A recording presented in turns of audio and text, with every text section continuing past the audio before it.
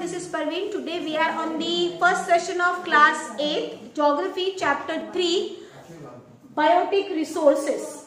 Now students, as in our geography, before this first and second chapter, we have seen about the resources, and we have also seen that there are different types of natural resources, that is biotic and abiotic resources. Okay, in our last chapter, we have seen the abiotic resources, that is land, soil and water. Now in this particular chapter we are going to see the biotic resources. Okay, and I have also told you abiotic resources means non-living things and biotic resources means living things.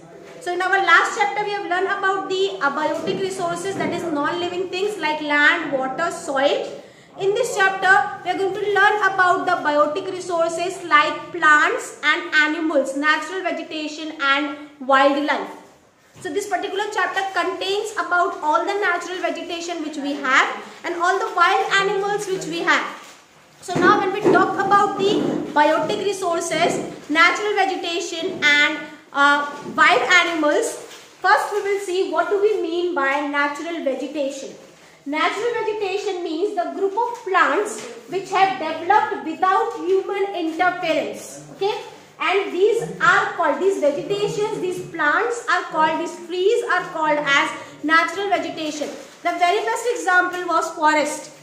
So we have seen in many areas, or especially when we talk about forest, you can see that forests have not been grown by human beings. Human beings does not put any kind of effort to grow forest. It is a natural thing. Forest grows naturally, okay, without any human interference or without any human efforts. Similarly, you can see that on a land at a time of rainy season, we have grasses which was there on the land, okay, and that grasses are also not grown by the human beings. There was no interference of human beings on the growing of those grasses. So they are also called as natural vegetation. Okay, and when we talk about the forest, because of these natural vegetation, forest also has a wildlife. Okay, so this natural vegetation and wildlife makes the biotic resources. So what is natural vegetation? Natural vegetation is a group of plants, or you can say group of trees, which grows without any effort or without any interference made by human beings. Like you can take an example, in our houses we have grown trees.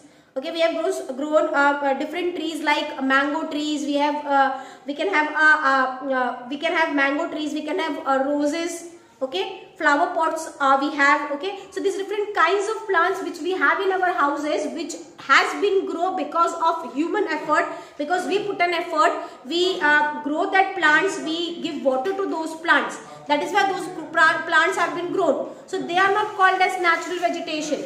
Okay, but there are certain areas where plants and trees have been grown without any effort made by human beings, without any interference made by human beings. So those plantations, those plants those trees are called as natural vegetation.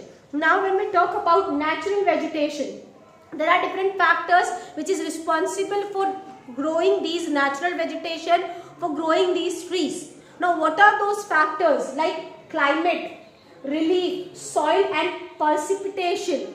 Now what effect these factors have on natural vegetation? Like when we talk about climate, you can see that the places where we have a heavy rainfall, okay, and the climate is little bit cold. In those particular regions we are having rich natural vegetation. Because natural vegetation also requires rainfall. If the rainfall is high, then the natural vegetation is also high. Understand? That is why we are having evergreen forest.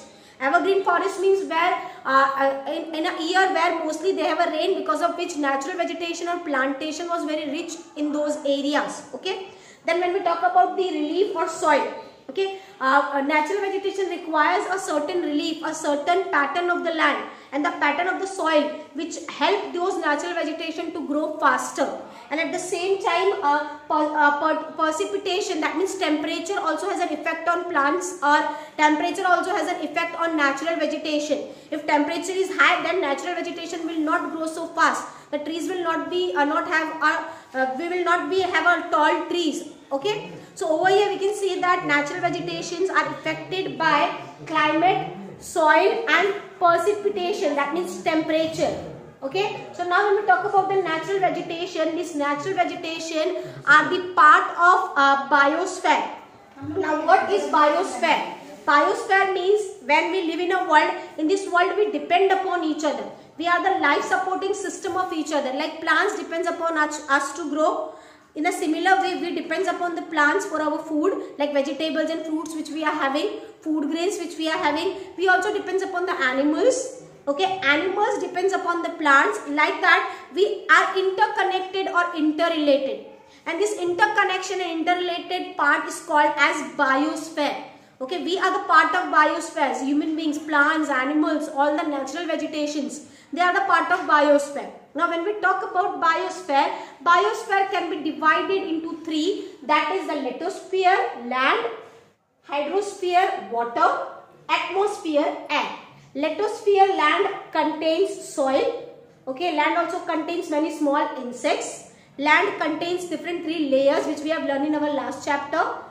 Then hydrosphere means water, which also has a living things, which also has a natural vegetation and plants. Water, when we talk about the water, like when we talk about the rivers and when we talk about the oceans and seas, they also have natural vegetation and water animals are there. Okay, and atmosphere, that means air. In air we are having different kinds of gases, and combining all these three things together we make a biosphere. And this biosphere helps plants, animals and human beings to live. And that is why plants, humans and animals are the part of biosphere. Now when we talk about plants, animals and humans which are the part of biosphere, they depend upon each other, they are interrelated.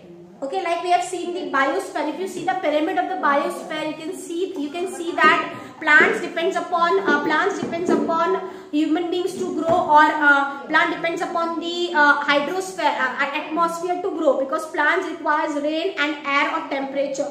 Okay, in the same way, human beings depends upon the plants for the food, human being depends upon the animals for the food and different other things. Okay, in a similar way, animals also depends upon the plants and other animals. So over here you can see that you can say that this was the interdependence of these three part of biosphere, which is plants, animals and humans. So this interdependency or this life supporting system is called as ecosystem. That life supporting system of plants, animals and humans who are dependent upon each other and who are interrelated and interdependent. So their interdependency, their interconnection makes a life supporting system, and that life supporting system is called as ecosystem.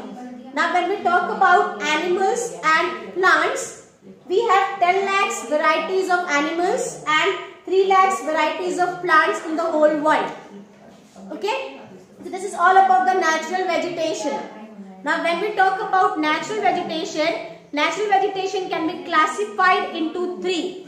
That is forest, grassland and shrubs. These are the plants, these are the trees which can be grown without the help of human beings or without the interference of human beings. Like when we talk about forest means an extensive area of land covered mostly with trees. In forest we have big and tall trees, we have a dense forest, okay, where wild animals also lives.